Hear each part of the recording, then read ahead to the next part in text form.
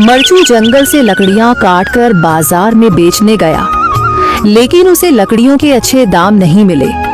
इस पर मरचू ने कहा, अरे भैया, इतने कम पैसे, इन पैसों में तो 2 वक्त का खाना भी नहीं मिलेगा। आप मुझे बहुत ही कम पैसे देते हैं। मैं इतनी मेहनत से लकड़ियां काट कर आता हूँ, लेकिन उनके पैसे मुझे बहुत कम मिलते हैं। भैया, तुम्हारी लकड़ियां होती ही इतनी कमजोर हैं कि मैं इससे ज्यादा पैसे नहीं दे सकता। तुम्हारी लकड़ियों के बस इतने ही पैसे बनते हैं। अरे भैया, कुछ ज्यादा कर दो ना। वो क्या है ना कि इन पैसों का तो कुछ भी नहीं आता। मैं अपनी जिंदगी कैसे गुजारूंगा। भैया, तुम जाकर अच्छी लकड़ियां लाओ, तभी इन लकड़ियों का अच्छा दाम मिल पाएगा, वरना इन लकड़ियों का तो यही दाम है।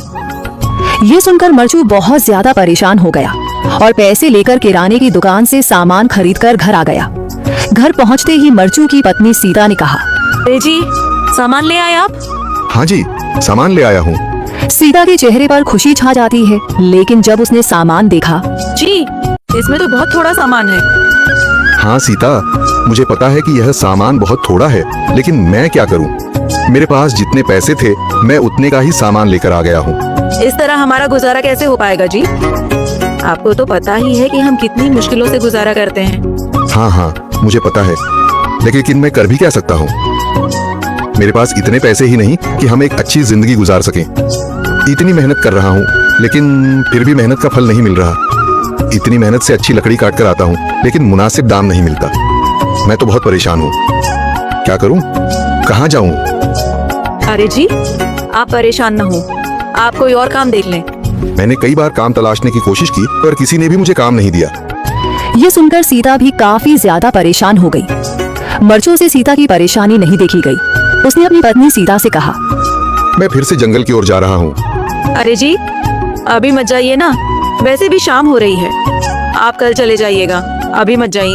ठीक है, अगर तुम रोक रही हो तो मैं नहीं जाता। मैं कल चला जाऊंगा। इसके बाद मरचू गांव में घूमने के लिए चला गया।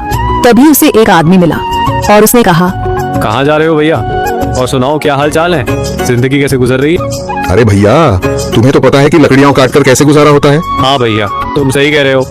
और आसपास के जंगलों में अच्छी लकड़ियां भी नहीं है। इसके लिए तो जंगल के अंदर जाना पड़ेगा। पर जंगल के अंदर तो काफी सारे जंगली जानवर होंगे। मुझे बहुत डर लगता है भैया, मैं जंगल में कैसे जाऊंगा। हाँ भैया, जंगली जानवर तो होंगे, लेकिन अच्छी लकड़ियां तो वहीं से ही मिलेंगी। ये सुनकर मरचू बहुत ज्यादा परेशान हो गया, लेकिन वह आदमी बिल्कुल ठीक कह रहा था। जंगल के किनारे की सारी लकड़ियां कट चुकी थीं। अब सिर्फ जंगल के अंदर ही अच्छी लकड़ियां बची थीं। अगली सुबह मरचू लकड़ियां काटने जंगल की ओर चल पड़ा। जंगल में आने के बाद मरचू ने कहा, अरे, यहाँ पर तो लकड़ियां ही नहीं है। वो आदमी सही कह रहा था, लकड़ियों के लिए तो जंगल के अंदर ही जाना पड़ेगा। पर जंगल के अंदर जाना क्या सही रहेगा?